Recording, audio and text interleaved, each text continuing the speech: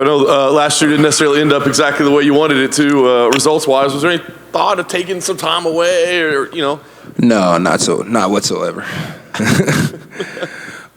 What I mean, when you have those big opportunities, those big names, those you're not going to win every fight. That's the sport, right? But was it difficult to process? I mean, kind of those setbacks at all? What setbacks? A broken hand and getting raped by Chimaev? I don't think I care about either one of those. Thank you. All right, well, you got this one coming up. Have we got the weight nailed down yet? Have you run into Santiago, see if he's up for... It's 170 pounds, but, closed mouth don't get fed. I was looking at some good food down the street, and I was like, that shit smells good. So figured I'd give it a shot. Shot didn't work, so keep cutting weight. I know when everybody saw it, they were like, oh, I mean, is welterweight difficult for you at this point, or was it just having a little fun? Welterweight's not difficult, not at all. I eat snacks the whole way leading up to fight week and shit like that. Probably can go a little lighter if I really wanted to, but I don't really want to. You know what I mean? I honestly, preferably, I like 85. You know what I mean? Who the f wants to cut weight? You know what I mean? I want to smoke some weed and chill. That's just me, But to each his own, right? So why do you keep taking these 170 fights then? I took 170 fight. They realized I could make the weight class, and now I'm locked in at 170. I guess I can't go back up, so be careful what you ask for. Talk about Santiago as an opponent. Obviously, the guy's been around for a long time, top contender for a long time. What do you think he presents to you? He's a real tough guy, but that's kind of where it is. Tough guy, pretty good record. You look at his early fights before he got to the UFC. It was a lot of guys who were like 0-1, 3-2, 3-3. It's like just one of those things where some people do it. I think it's really smart for coaches to do it for fighters. I really think it's smart for organizations to build fighters up so they can make it to the big show and make a good check. But me personally, it's not the way I get down. So props to the guy. Kudos to him. Tough guy. Morano was touching him up. I look to do the same. This will be a big win for you, right? I mean, I know you had No, not really. So? Nah, Wonder Boy or Chimaev would have been a big win. Brunson or Vettori probably would have been a big win. They've been in the top 15 for how long? All these other wins are just good paychecks in the bank, you know what I mean? And don't get me twisted. I love the paycheck in the bank. Well, I guess that's interesting because that's what I was going to ask you. Is like knowing your popularity, I think you can fight anybody in the division and people will tune in. So do you care about like rankings and making a charge to the top, or does that even matter to you? Nah, it doesn't really matter. I guess it mattered for a while. I'm 30 now, so it's like really like what's whatever. You know what I mean? It'd be nice to get ranked at 170, see how far I can get, and then go back to 85. But, in this world that we're living in, I'll take whatever they give me, and whatever they give me is good enough because there's a whole lot of zeros going in my banking account, so it's kind of hard to complain. Nice. Last thing for me, I guess I kind of want to ask you what your goals were for this year. I know you like fighting frequently. I mean, is there a number of opponents, or what's the goals this year? 3 to 4 wins this year, and I don't really care about the rankings and stuff like that, but it'd be nice to have a number next to my name so that when people ask, like, I can be like, oh, yeah, I'm like 15 or some shit like that. You know what I mean? It's just pretty cool to say. Yeah. Kevin, right here. You said just right now that you don't really care about like rankings, title runs, and everything, but you did in the past. Was there a moment that it just kind of flipped? When did I in the past? Because you guys heard me say I took some shrooms and that's what the shrooms said. I just told you what the shrooms said. I never told you what the fuck I wanted. I like old school cars and big booty women. That's what I like, bro. Excuse my language for any women that's in here. And obviously, before your last fight against Wonder Boy, you guys kind of had this gentleman's agreement about no takedowns, and that was kind of. Have you talked to Santiago about that at all? Or do you even care about that? Man, I hit Santiago up about food. The boy didn't hit me back, so obviously the conversation's not there. You know what I mean? That's like. Well, we asked him if he would even be interested in that, and he said, "I don't care. I'm just going to punch him in the face." So, is that like the kind of attitude you like from your opponent? I mean, nah, that's kind of rude, bro. I never said nothing like that about him. I mean, I don't care what he wants either. But if he didn't care, he would have responded to, yeah, let's eat some fucking food. And if the only thing he was worried about punching me in the face, then he would have said, yeah, let's eat some food. He's probably hoping that I'm really going to miss weight because I'm an X185er. And he's probably hoping that that's the way it goes. And he's probably hoping that that's the way he gets out of the fight. And he's probably hoping that he can get somebody like Chiesa to come in here last second and fight him. Because it's probably like, it's probably a more dangerous fight because it's his ground game. But at the same time, it's like not dangerous because you don't have to worry about him cracking you in the face and breaking nothing, right? So it's whatever. Ponzinibbio, it sounds good. People say a lot of shit for the mic. Me, I just tell you how the fuck I feel. When Chiesa lost his opponent, did you look at possible? Yeah, I asked for it. Dana said he liked it. UFC, I think they said they liked it. Chiesa, seems like Chiesa ain't trying to fight no Kevins no time soon. So between me and Kevin Lee, he said, fuck all them Kevins. Why specifically did you want to fight Chiesa? Was it just a bigger name? He looked at me one time kind of funny, so I was like, yeah, I'd like to beat his ass. I've been like that for a minute. Not going to get the opportunity to beat his ass, obviously. He told me I had to win a couple fights before we could fight. I've been losing those fights, so props to Chiesa. Sure. And then this past weekend, news came out that Endeavor bought the majority stake in the WWE, so now kind of a package deal with the UFC. So what did you make of that news and everything? Bro, that has nothing to do with me whatsoever. Props to Dana White and all those guys out there doing big business moves. But me personally, I'm just worried about punching Santiago and eating a fat-ass plate of food. And last one for me. What do you think of the main event between Israel and Alex, the rematch? Same. I was watching this interview where Pereira was talking about he lost to this guy 3 times as an amateur. Whitaker realizes that he probably won't beat Izzy. And, it's like Izzy talked all that shit about Marvin Vettori being all delusional about always thinking that he could beat him. Well, he's kind of delusional thinking that he could beat Alex. So it's just kind of like one of those things where they're all just fucking delusional thinking they could beat each other. Me personally, I'm just like, shit, y'all have fun. You know what I mean? It's like, but yeah, to answer your question, I got Alex winning. And I got, for the co-main event, I got Burns beating Masvidal. But we all know I don't like Masvidal, so fuck it. That's a wrap?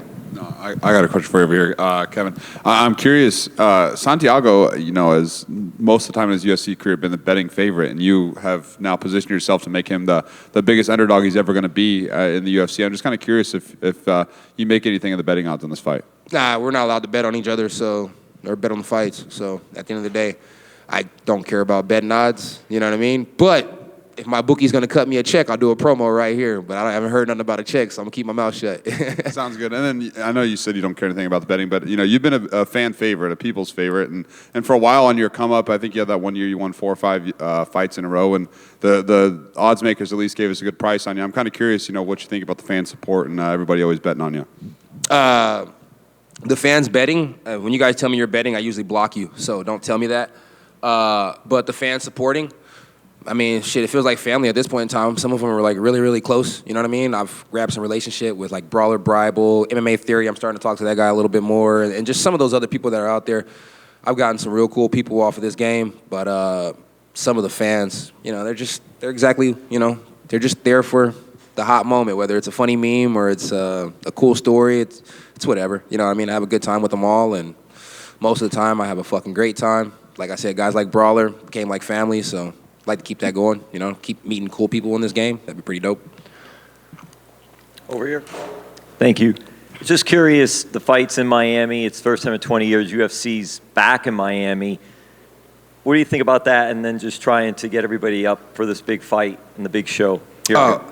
I really don't know, bro. It's my first time in Miami ever, so it's pretty cool. It's different. It's definitely different. I fought in Jacksonville, I fought in Florida and stuff like that. That was pretty cool. So it's always nice to be back out this way. The weather's always good. The people always seem to be pretty cool. The homeless people out here are a little different than the homeless people back at home. But shit, props to them, bro. They got a different type of energy. And to be honest with you, I kind of fucks with it, bro. It's like they're not asking me for anything, but they're cracking a hella jokes. So I like it. And then you were talking about fan support earlier, and I'm just curious because he's got American Top Team here, a lot of Hispanics here. Yeah, bro. I think you know what? It's like. I've been with plenty of Mexican women, bro. I'm part Mexican too. Ayayita, you know what I mean? You know what I'm saying, bro? Just don't play with me now. Don't play with me. They know how I get down. I love carne asada fries. Don't even play. And after the big fight, last question. What are you planning to eat then? When I get back to California, I'm gonna eat them carne asada fries because it's hard to find them anywhere else. But right after the fight, my family's having a barbecue on Sunday for Easter, so go home, spend some time with the kid, and just enjoy the fam. And whoop my stepdad's ass in dominoes. You know how I do. Break that back. Kevin, I got another question for you. You were mentioning that you'd seen some food that you liked, and I'll say I'm not worried about a weight cut this week. Where were you seeing some good food? When you go out of the hotel lobby, you make a right, and you just keep walking down the street. A lot of that shit was just smelling good right there on the right side. And I remind you, I could be cutting weight so it could smell better than what it smells, but shit, got my nose flared up, so fuck it. You know what I mean? Appreciate it. Hey, Kevin, right here. What's the relationship like between you and Jamal Hill and Terrence McKinney? Because I saw them at your last fight against Wonderboy Thompson, and they were going crazy for you in the crowd. So is that like, are you guys basically like brothers? Yeah, Terrence just moved out to Texas, so he just got his own place. He just got him a car and stuff like that, so that's pretty cool. Really proud of Terrence. He's making a lot of good moves right now. As far as just trying to take his career very serious and make the proper adjustments and stuff. And I'm not saying I'm the proper adjustment, but hell, he's definitely a proper adjustment for me. He has good wrestling. And then Jamal, Jamal's the big dog. You know what I mean? He's on top of the road right now, and it's fucking dope as hell having him come around sometimes. So we're the blunt bros. Put us together, it's going to be some blunts in the room. Other than that, can't tell you too much. It's all a secret. And I know you're a big sneaker guy. What have you added to the collection recently? I got those black Travis Scotts, and I ordered, what Jordans are those? With the little green thing on the side top. They remind me of the ones I had when I was a kid. I did like Sixers or some shit like that. So I got those. I really haven't been buying that many shoes lately. I've been working on my old schools. My Caprice is almost finished. 86 Caprice almost finished.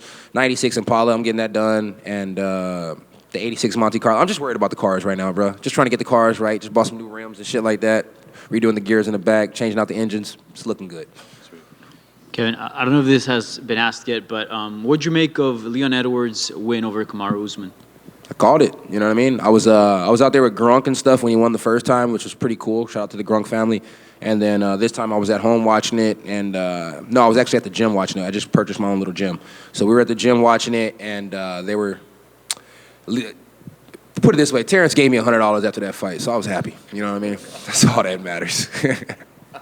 And I got to ask you, it seems that Colby Covington is next. That's what everything indicates. What are your thoughts on that? The boss said he's next, so he's next. It'd be pretty cool to see a Burns or, some of these other guys who are probably a little bit more deserving of it get it. But, Colby's getting it. I'm pretty sure it makes good numbers for pay-per-view and shit like that. And, honestly, I would love to see Leon win because nobody really likes Colby, but Colby probably gets the fucking job done, unfortunately. Just a different type of fighter, even though he has the same, pressure and the strike is not as good. But I just think that he's going to wrestle harder than Usman did and, probably get the job done, unfortunately. That being said, fuck Colby Covington. Everybody agrees, so, yeah.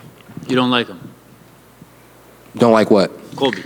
Bro, you don't like Colby. Why would I like Colby? Fuck. It doesn't make any sense, bro. Anybody in here really actually like Colby? Like the character that Colby plays? No. All right. Colby's probably a good guy, but the character that he plays is pretty dumb, so makes it kind of awkward, Have you ever met him at an event or anything? I talked to him once on the phone, and then that one time Chimaev made that joke about me being the help and stuff. He was actually at the event, and I met him there. So we've been on the same card a couple times, but never really met the guy. Every time I see the guy, he has 5 security guards around him, and then he's quiet as fuck, and then he gets in front of the camera, and he goes ape shit. So props to Colby. He knows how to make his money.